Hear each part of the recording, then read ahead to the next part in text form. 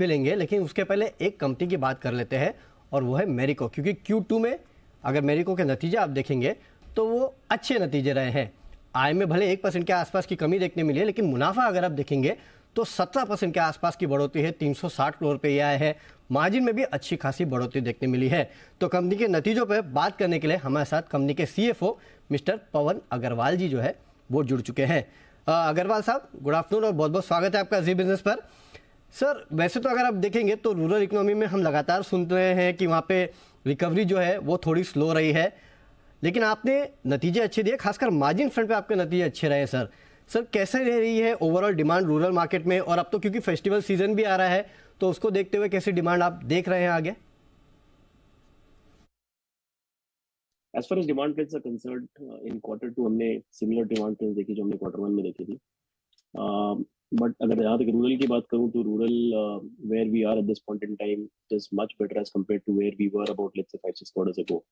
So we've seen gradual improvement, and in fact, if I talk about Q2, July में we were seeing good trends, but a dry August and high food inflation had a sentimental impact, and that sort of created a bit of an issue. But we believe going ahead, there are few drivers which should shape up the rural demand. One is कि अगर retail inflation 5% के आसपास रहती है, इसके अलावा अगर हमने देखा है कि government spending has been going up, government has increased the MSP in many crops, and plus also with this festive season coming ahead, we believe that these are some of the drivers which should improve the rural demand going ahead. चले, तो आगे demand के लिए drivers काफ़ी सारे हैं, लेकिन sir volume growth वैसे तो हमारा अनुमान 3 से 6% के आसपास का था, उसके लोअर एंड पे 3% के आसपास की वॉल्यूम ग्रोथ आपने डिलीवर की है।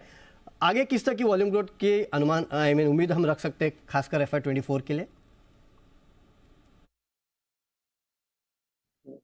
So yes, Q2 की वॉल्यूम ग्रोथ 3% थी एंड वैल्यू ग्रोथ नेगेटिव थी। उसका रीजन ये है कि हमारी कमोडिटीज में सिग्निफिकेंट डिफ्लेशन थी, और as a response to that we had taken price cuts in some of the key portfolio like Parachute, Saffola etcetera, जिसकी वजह से while volume growth was positive, we had a revenue decline. And we've been doing this for quite some time because we have been seeing deflation in the last 2-3 quarters. So once it starts coming into base, and as we move into H2, we believe revenue growth positive trajectory move करेगी. तो जैसे जैसे आने वाले quarters में move करेंगे तब शायद रेवेन्यू ग्रोथ जो है उसमें सुधार देखने मिलेगा। लेकिन सर मेरे ख्याल से आपने प्राइस कट्स भी लिए थे, जिसके कारण आपकी रेवेन्यू ग्रोथ जो है वो थोड़ी बहुत ढीली रही है। हालांकि आपने मार्जिन जो है उनको अच्छा मेंटेन किया है, तो सर आगे चल के फिर ये मार्जिन की ट्रेजेक्ट्री जो है इसी तरह से चलती रहेगी, आपका क्या अनुमान है? So we believe that some of the commodities that we play in have bottomed out. So मुझे नहीं लगता है कि इसके आगे और प्राइस कट की नीड रहेगी। और जहाँ तक मार्जिन का सवाल है, I think we are at peak margins. If you look at gross margin, हमने कुछ अप्रॉक्सीमेटली 50% के आसपास डिलीवर करी है, जो कि 26 क्वार्टर हाई ग्रॉस मार्जिन है। और ऑपरेटिंग मार्जिन हमने साल की शुरुआत में कहा था कि 100 to 150 basis points extra deliver करेंगे, but now we have the guidance and we believe margins for the full year could be at least 200 basis points higher. So we believe this gross margin trend of 50% should continue in the rest of the year. And पूरे साल में operating margin 20.5% plus होने की उम्मीद है। और एक बात ये कहना चाहूँगी, while gross margins have increased by 400 basis points, we expect this to increase by 400 basis points for the full year, but हम उसका एक significant हिस्सा ब्रांड बिल्डिंग के पीछे भी डाल रहे हैं। तो अगर आपने देखा होगा तो ANP हमारी significantly इंक्रीज हुई है, 26% हायर है। A2S हमने अप्रॉक्सीमेटली 200 से 250 बेसिस पॉइंट्स इंक्रीज किया है, because we have come up with lot of new products, and therefore we believe that both in core and new products we need to invest to create strong consumer franchise.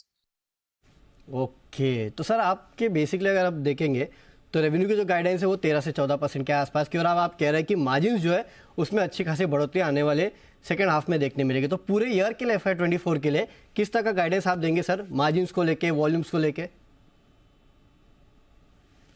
The 13 to 15% revenue guidance is more from a medium-term perspective. But if you talk about current year, of course, because of deflation, क्योंकि हमने price cuts किए तो revenue decline रहा है as compared to the volume growth which has been in positive trajectory. But since all those price cuts that we have taken will start coming into the base, as we move into H2, वो base में आना start होगा, and therefore H2 की revenue growth definitely will move into positive trajectory. कि ठीक है, तो आने वाले समय में अच्छी खासी ग्रोथ आपको देखने मिल सकती है। और मार्जिन के बारे में तो जैसे कि सर ने कहा कि अच्छी खासी तेज़ी, मार्जिन में बढ़ोतरी आपको देखने मिलेगी। चलिए, शुक्रिया अग्रवाल साहब आज हमारे साथ जुड़ने के लिए और अपने नतीजों पे हमसे विस्तार पे चर्चा करने के लिए। मेरिको के स्टॉक को अगर आप देखेंगे तो करीब 535 रुपये के आसपास ट्रेड कर रहा है। क्विकली एक बार नीलेश जी से पूछ लेते हैं। नीलेश जी, टेक्निकल्स क्या कहते हैं मेरिको के? 535 के आसपास ट्रेड कर रहा है।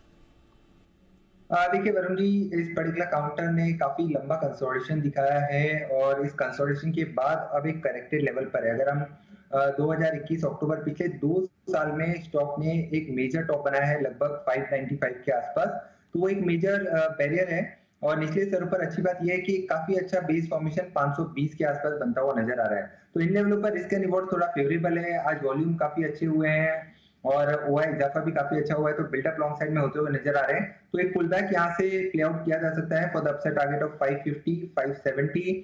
स्टॉप लॉस होगा 520 का, और जिनके पास लॉन्ग पोजीशन है बने रह सकते हैं। तो लॉन्ग पोजीशन है तो बने रहे हैं, यहाँ से और तेजी आपको देखने मिल सकती है। चार्ट अच्छे हैं।